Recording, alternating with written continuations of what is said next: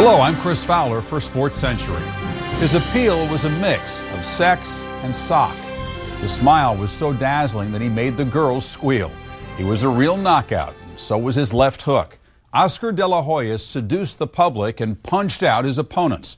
Like most who make their living by rendering other people senseless, he came from hard circumstances. And to remind himself of those East LA roots, he carries a $1 food stamp in his wallet.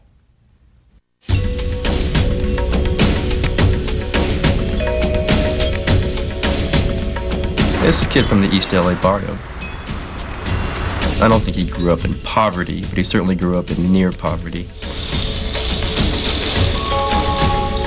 Oscar was the meal ticket. He was going to bring up that whole family.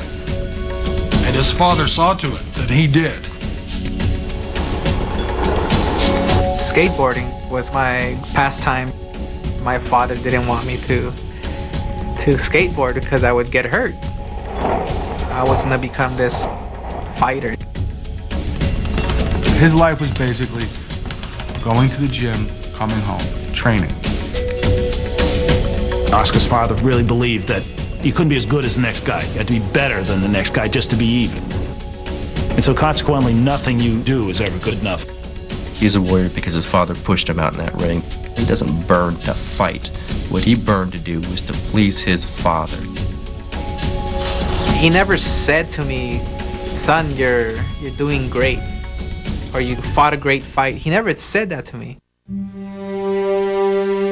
His mother was the shelter. His mother was the person who people saw to give the joy to that family.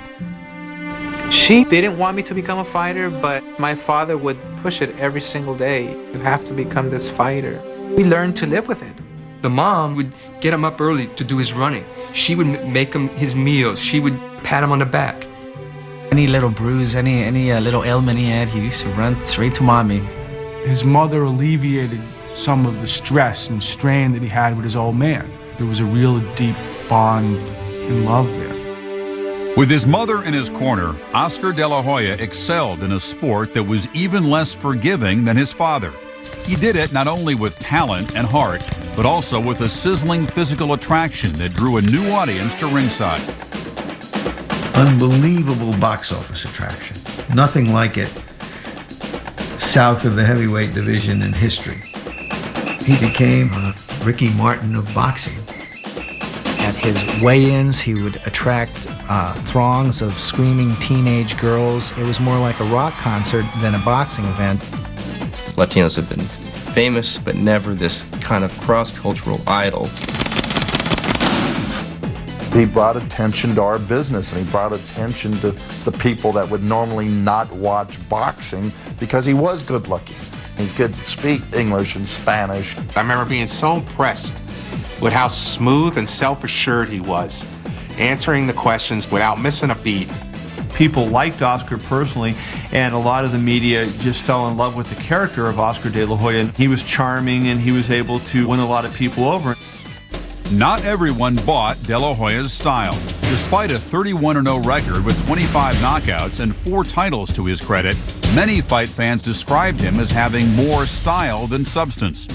In September of 1999, De La Hoya sought to silence his critics when he met Felix Trinidad to unify the welterweight title.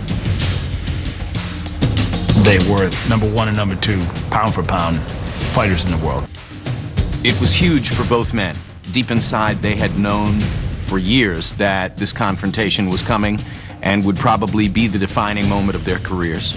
These were two young Latinos in their primes, one from Puerto Rico, one from LA. Perfect way to draw fans. Everybody talked that week and wrote about how De La Hoya would not lose a close decision in Vegas. More than half his fights at that point had taken place in Vegas. It's his place. Before a packed house charged with high rollers and not a few adoring women, the Golden Boy fulfilled his role as the city's major boxing attraction since Mike Tyson had fallen into general disfavor.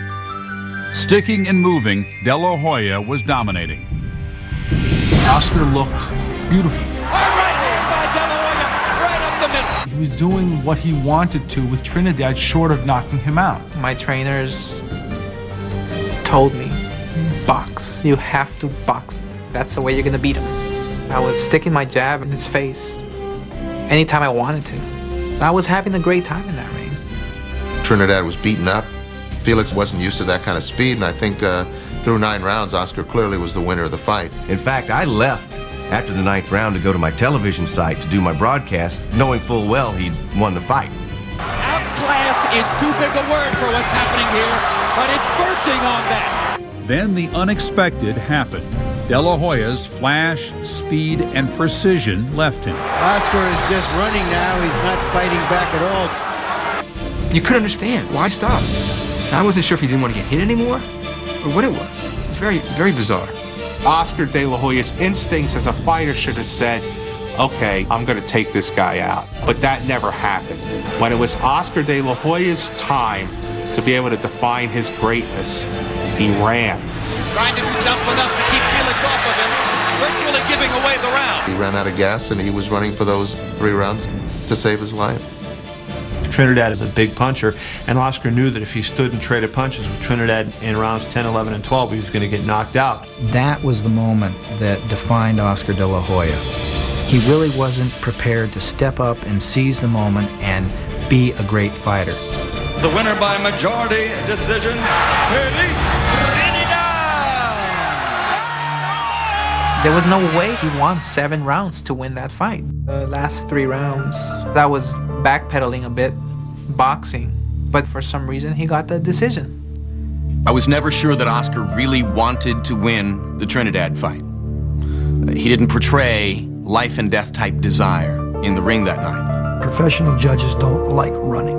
Even if Trinidad wasn't being effective, he was aggressive. Oscar was just a one-trick pony and could not adjust. He had vindicated all the critics who said, you see, he really doesn't want to be a fighter. He's not really a tough guy. If De La Hoya's first loss placed his toughness in deeper doubt, support from an unexpected source helped heal his battered pride. That was the first fight where Oscar's father went up to him and says, hey, you fought well, and I'm proud of you. He once told me that he would give up all his belts and his medal and everything else to hear his father say that he's a great fighter. Now he was down. He didn't need to be beaten on by anybody else. For that instant, at least, his father could say, you did a good job. He knew that deep down inside it was hurting me. He was the only person that was gonna make me feel better about myself. He embraced me and told me, hey, don't worry about it.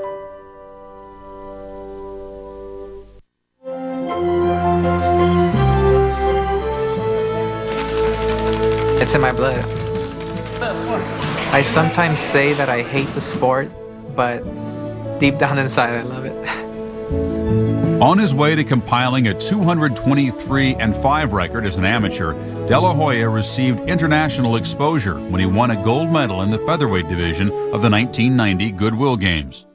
Meanwhile, his mother was fighting a battle she wouldn't win. After winning the gold medal, I found out she had cancer. It was a pain that I've never felt before. She had missed a few sessions at chemo without the doctor's consent. She wanted to see Oscar win one more time before she got really, really bad. On October 28, 1990, De La Hoya lost his biggest fan. Cecilia succumbed to breast cancer.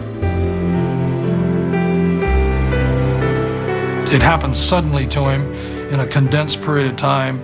She's telling him that she was very sick and was uncertain about the future. Then all of a sudden she's dead. I had left boxing for a while. I just didn't want to deal with it. Until about 3-4 months before the Olympic Games, I decided to come back because that was something that she always wanted her son to do.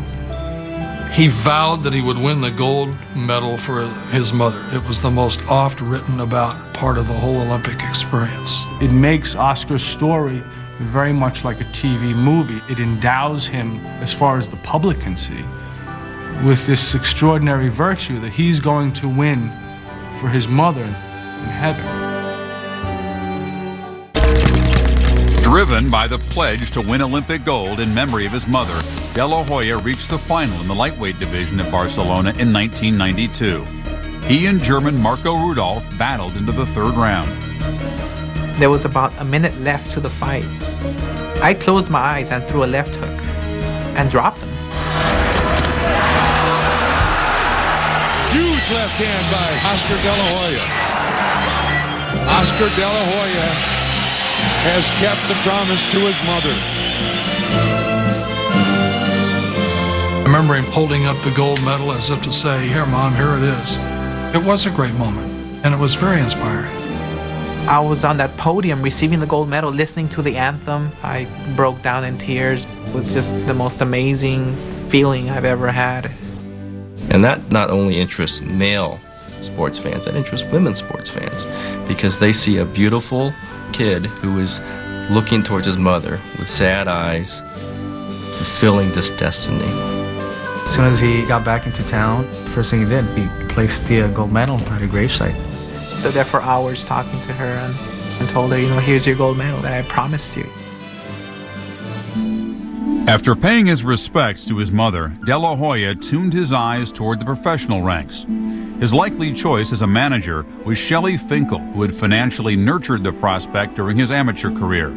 But Oscar's father, Joel Sr., blocked the way.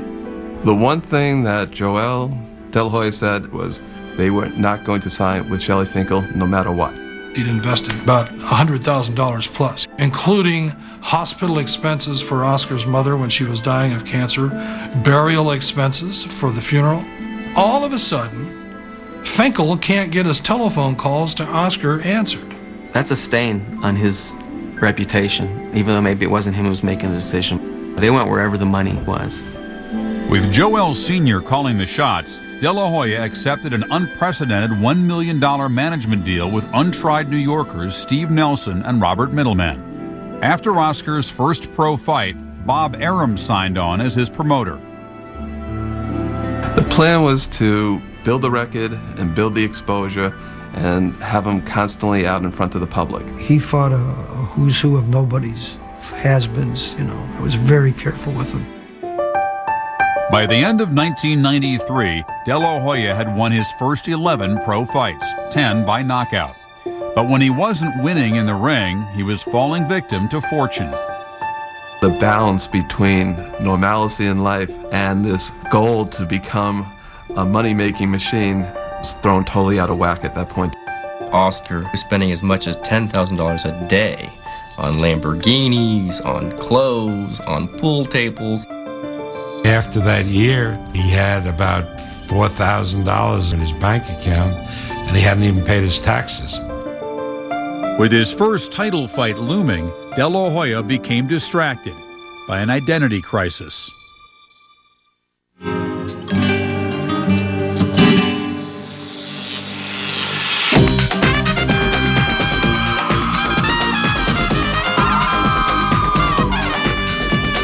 In El Paso, he's fighting a guy that really was no threat, that nobody had ever heard of, and the people went crazy, and especially the young girls. It was like when the Beatles came over to the United States for the first time. There's thousands of screaming teenagers. The police were holding them back, and lo and behold, they break through the barricades. And my thought is, I'm gonna die. Oscar just yells, "Here they come," and at that moment, he's enveloped by hundreds of teenage girls. It was amazing. Oscar had a particular clientele that was his and his alone, not just for a boxer, for an athlete. I'm the magnet. Girls go to the magnet. This is how he thinks about himself. Now, I know when you were boxing, you used to abstain from sex. Ooh. So I guess imagine the same with singing. You have to have that same dedication. Same mentality. 4, 5, 6 months without, before a performance, before a... Really?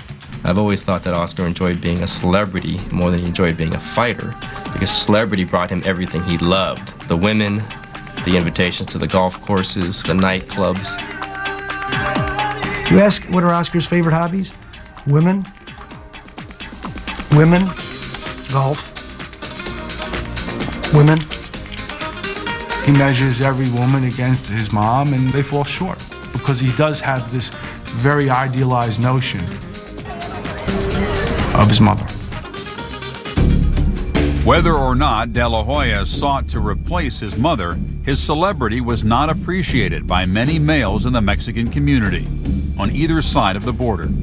There's always been some sort of ethnic ambiguity to Oscar. He's Mexican by blood, but he's a very American fighter. He incurred the wrath of a lot of Mexican fight fans because I think that they felt he played too white. The Mexican fan wants to see rough and tumble fights. Oscar never wanted to have his face messed up. In March of 1994, the Golden Boy won his first title by knocking out junior lightweight champ Jimmy Breedall. A little more than 2 years later, the stylist hoped to change his pretty boy image against Julio Cesar Chavez for the WBC lightweight championship. Chavez had built up a tremendous reputation among Mexicans and Mexican Americans as being this great warrior. He was their guy. There was a passion for Chavez to beat De La Hoya, not just because they liked Julio more, but they liked what he represented more, someone who bled for them. Oscar was so angry about being the outcast among his people that he was going to make Chavez pay for that. Brutal left hook by De La Hoya. Chavez's will seeming to be sapped. It's been all Oscar De La Hoya. It showed he could go in with Chavez, who was the warrior, and go toe-to-toe with him and win the slugging match and just leave Chavez a bloody mess. The fans hopefully appreciated all this, and I just wanted to give a good show for them. They still did not support him. They still believed that he only won it because Julio was cut. In their rematch in September of 1998, De La Hoya stood beyond reach of Chavez and dispatched the aging Lion in the 8th round. He'd already won his 4th title, a controversial decision over Pernell Whitaker in 1997, a year in which he made $38 million. But if opponents couldn't beat him, the options that came with wealth and fame threatened to knock him out. The problem is that he didn't recognize the limits and the responsibilities that his celebrity placed on him. He indulged himself, he stepped beyond the bounds. He's had 2 kids out of wedlock, so his private life has been less than golden. Somebody like Oscar, a healthy desire for the opposite sex, invariably would get into trouble. In December of 1998, De La Hoya was accused of rape for the 2nd time. Neither case went to trial, but one of the cases was settled out of court for an undisclosed amount of money. The bigger you are, the broader your ripples in the pond, the more you're a lightning rod for that kind of stuff. His attorney gave a quote which basically said, Oscar has been in bed with so many women, how could he possibly remember one? If he was not the super celebrity that he is, a lot of these incidents would be brushed away. No criminal charges have ever been filed, but still it was in the background, and it all added to this image of a golden boy becoming tarnished. All the promise of the early years kind of crumbling.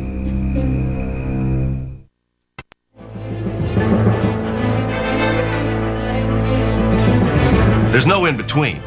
You either think he's the golden boy, or you think he's the devil, and there's something phony about it. You can never tell with Oscar what's from Oscar and what's from the inner circle, which is another way of saying Oscar's father. After a career in which the father and son made many enemies, De La Hoya, at 27, met the hard edge of his lifestyle when he faced Sugar Shane Mosley in June of 2000. When the 12th round came, Oscar and Mosley duked it out. But Oscar was the tired fighter, and Mosley was a lot fresher. Shane Mosley is out hustling Oscar De La Hoya, out working him, out fighting him when it matters most. When it was over, De La Hoya was crushed. For the first time, the golden boy, in his own mind, knew he'd lost. And he didn't handle it well. Why not give it a draw or something, you know? I mean, but to take it away from me like that, I just don't feel it's justice. He was the golden boy who was never going to lose and was going straight to the Hall of Fame, and it confused him.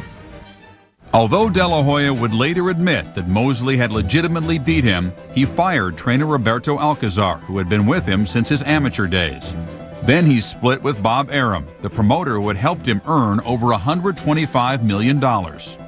Oscar begins to feel very threatened by people who have control over his money.